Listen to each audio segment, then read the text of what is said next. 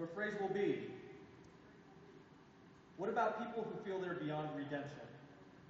Preach. All right. Turn and look at Brian.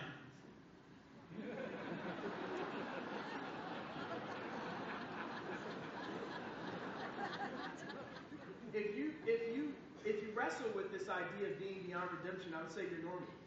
And I would actually say it's actually the beginning of God working in your life. Because what I found is the person that Jesus had the most difficult time changing, the person who was most difficult to receive his grace, to receive his love, are the people who thought they didn't need him. And there's one place in the Bible where Jesus says, I came for those that are sick. Because the sick know they need a doctor. And I just feel like there is something to be affirmed in you if you feel like you cannot measure up to the standard that God has. Because guess what? None of us can measure up to that standard. But what I would say to you is, there is a standard.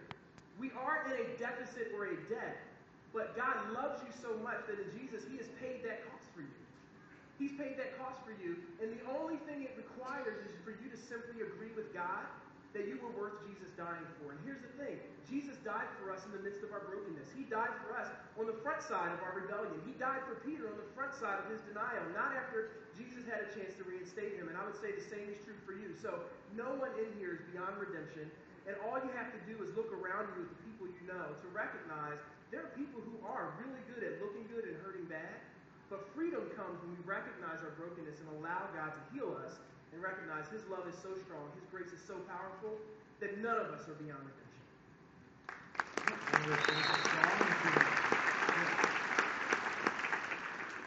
Brian, tell me you'll have final possession of the ball. Your phrase is, are you saying that God doesn't care how moral and nice I am? Preach. Yes, God does not care how moral and nice you are. It is not your or my actions that actually get his love. It was not Peter's actions that actually got his love.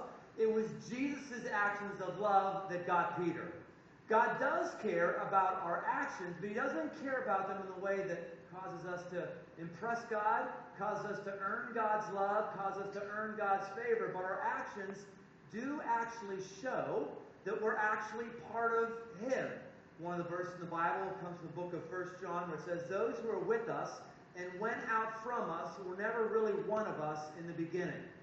It's not an issue of being faithful to prove to everybody I'm in a good place, but when I'm not faithful, what I need to really ask myself is, okay, maybe there's something missing in me. And now, by the way, this is all about a me thing. This is not about other people's thing.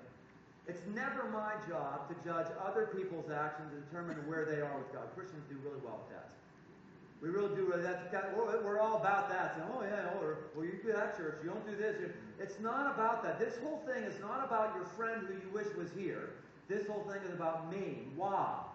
And what I have to say is my actions are not impressing God, but my actions are a sign to God and to myself about whether or not the love and the favor and the grace of Jesus has gripped my heart. Because when it gripped Peter's heart, it resulted in actions, but his actions didn't start it. All right, and Joe wraps it up, and now it's on Terry's shoulders to give us the final score. That is the end of regulation. You are both awarded points.